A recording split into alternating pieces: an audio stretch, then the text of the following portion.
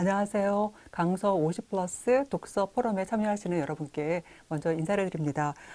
저는요, 독서 포럼에 참여하는 이명옥이고요. 제가 이번 6월 달에 그 선정된 책, 코로나 기후 오래된 비상사태, 이거를 제가 추천을 했기 때문에 제가 추천자로서 이 책을 소개하러 나왔습니다. 지금 저희가 이제 코로나가 이제 거의 끝나가는 엔데믹 상황이라잖아요. 그래서 사람들은 벌써 포스트 코로나 이후에 경제라든가 투자 전략을 어떻게 해야 되느냐, 이런 걸 얘기를 하고 있습니다. 그리고 코로나19가 우리 인류에게 커다란 상흔을 이렇게 입혔음에도 불구하고 생태학 이슈는 사실은 그 우리 인류의 최우선 의제로 부상하지 못하고 사람들은 여전히 코로나 증상이라든가 코로나의 그 고통에 대해서 이야기를 하고 있어요. 그리고는 이제 우리가 그 기후 위기에 대해서 어떻게 하면 이 위기를 벗어날까 하면서 탄소를 줄이는, 탄소를 완화시키는 그런 정책에 대해서 그 그린 뉴딜 정책이라고 하죠. 그리고 약간의 그 고통을 좀 감수하는 저성장에 대해서 얘기를 하고 있습니다. 이 책의 저자인 안드레스 말람은요. 스웨덴의 저명한 환경 학자고요. 그 다음에 생태 학자입니다. 그래서 이분은 우리가 기후 위기를 해결하는 방법으로서요.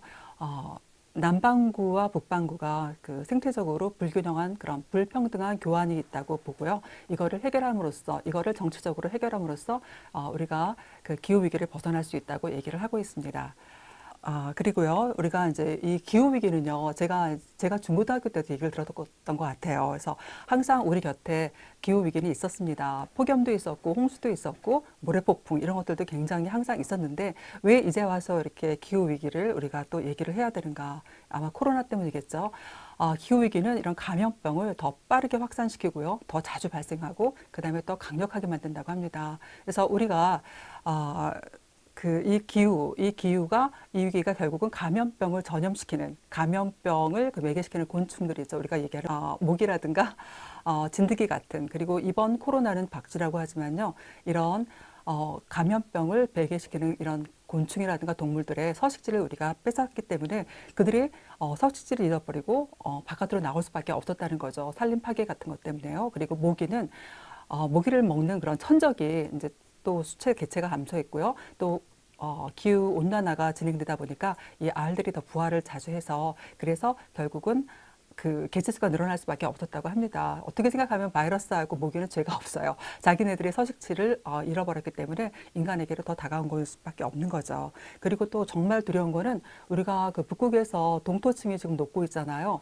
근데 그 동토층에 매립되어 있는 또는 감춰져 있는 그 미생물에 대해서는 아직 아무것도 모른다고 합니다. 그래서 그 미생물들이 우리 인류에게 다가왔을 때 어떤 일이 일어날지는 아무도 모르고 거기에 대한 연구나 데이터가 아직 없다고 합니다. 그래서 좀 저희가 조금 걱정을 해야 되는 부분이 되겠습니다.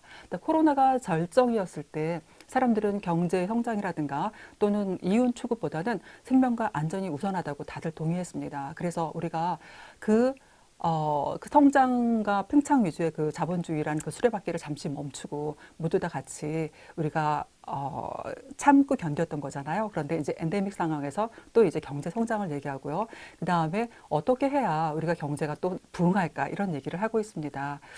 지금 전 세계에서 거대한 자본을 움직이는 그런 연기금이라든가 자산 운용사들이 이제는 그 기업을 평가할 때 예전에는 그 재무제표를 보고 그 기업을 평가를 했는데 이제는 여러분들이 작년과 재작년에 꽤 많이 들어보셨을 ESG라는 거를 요즘은 이제 그 평가 기준으로 하고 있죠. Environmental, Social, 그다음에 Governance. 환경과 사회와 아주 투명한 지배구조. 그래서 이 기업의 지속 가치가 있는가, 또 추구하는 가치는 우리 사회가 가고자 하는 방향과 올바른가, 이런 것들을 판단을 한다는 건 굉장히 좋은 것 같고요. 또 개인적으로도 저도 이제는 텀블러를 들고 다니고 가능한 한 일회용 용품을 사용하지 않으려고 합니다.